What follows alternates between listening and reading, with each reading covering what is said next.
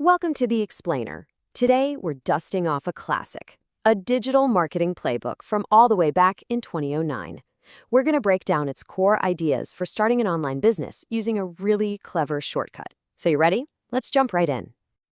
So this guide kicks off with a question that, honestly, hits right at the core of what it means to be an entrepreneur. I mean, think about it. Creating a brand new product from scratch, that's tough. It takes a ton of time, a ton of money, and it's super risky. But what if? What if there was a different path? Okay, so first things first, we've got to get the lay of the land. And you have to remember, even way back in 2009, the internet already felt like this huge, crowded, super competitive place. The guide basically says your very first big decision is figuring out where you're even going to set up shop and compete. And I love the way the guide explains this. It paints this picture, right? You've got two choices. On one hand, you can dive into a massive, mainstream market. Think about trying to sell something like, I don't know, soap or phone chargers. Yeah, the demand is massive, but you are literally swimming with sharks. Huge companies that can crush you on price. Or you can find your own little pond, a niche market. Maybe you're selling, like the guide says, specialty tofu burgers just for vegetarians. It's a much smaller group of people, for sure, but hey, you might be the only person with a fishing rod in that entire pond. So yeah, you can probably guess what the guide's first big piece of advice is, right? Stay out of that crowded ocean.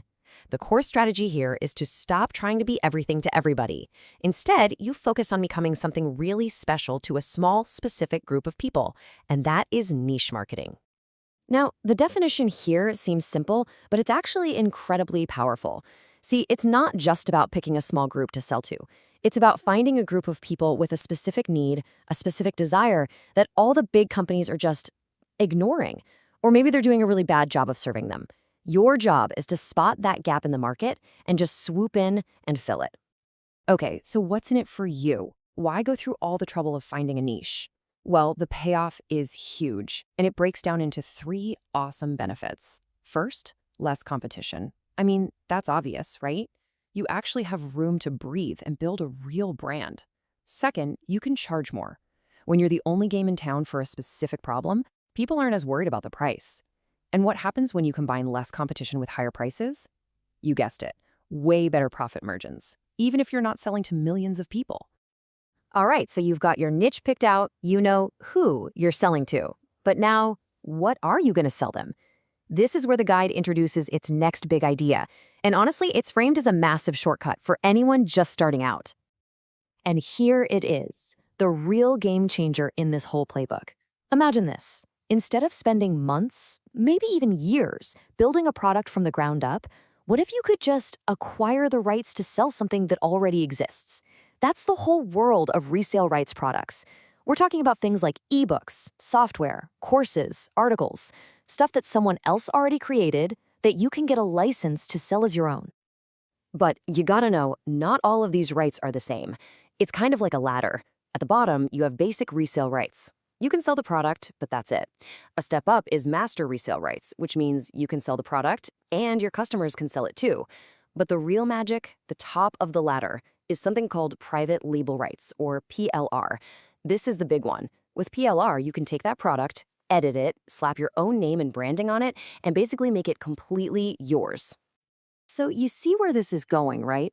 We have our 2 main ingredients, a hungry niche market and a product with resale rights.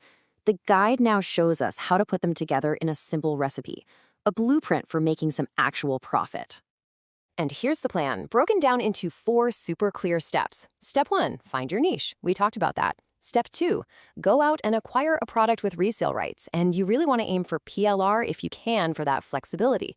Step 3, and this is crucial, you customize it. You don't just sell it as is. You change the name, the cover, maybe add your own introduction or bonus chapter. You make it special for your niche. And then step 4, you sell your newly minted product directly to that audience that's been waiting for it. Okay, I know what you might be thinking. A simple 4-step plan sounds a little too good to be true, right? Does this stuff actually work? Well, it's a totally fair question, and the guide actually provides a couple of success stories from back in the day to show that, yeah, this model has some serious potential. So check this out. There was this guy who took a piece of generic software that came with private label rates. No on its own, it wasn't anything special, but he saw an opportunity. He tweaked it, rebranded it, and customized it specifically for stock traders, which, is a super profitable niche. And doom, he created a brand new valuable product and made thousands. The key is he didn't have to code it from zero. He just adapted it to solve a very specific problem for a very specific group. Here's another really cool angle, using stuff from the public domain. Now, what's that? Basically, it's creative work, books, music, art, where the copyright has expired. It's like free PLR for the entire world. The guide talks about people finding old cookbooks or classic business books from like 100 years ago, compiling the best bits, adding some modern commentary, and then publishing them as brand new, hot-selling books on Amazon. And they were making over $100,000 doing it. Absolutely brilliant. So when you boil it all down, this whole strategy isn't really about just flipping products. It's about service. It's about becoming a problem solver for a specific community. You find a group of people, you figure out what they need, and you use these tools to give them a solution. Which leads to the big question, right? How in the world do you find that community in the first place? And what the guide really hammers home is that you don't need to invent the next iPhone. You just need to learn how to listen. You need to be an observer. Because these niche opportunities, they're literally everywhere. They're hidden in plain sight, inside the questions people ask on forums, the complaints they post on social media, the little frustrations they mention every single day. And the methods it suggests for finding these niches are honestly just as relevant today. It's simple stuff. Go on Amazon or eBay and don't just look at the big categories. Dig into the subcategories. What's popular? Go hang out in online forums and Reddit communities. Just read. Listen to what people are struggling with. Watch for new trends popping up in magazines or on TV. Every one of these is like a little breadcrumb trail that can lead you straight to a profitable niche. And that really brings us full circle. Look, the internet has changed a ton since 2009.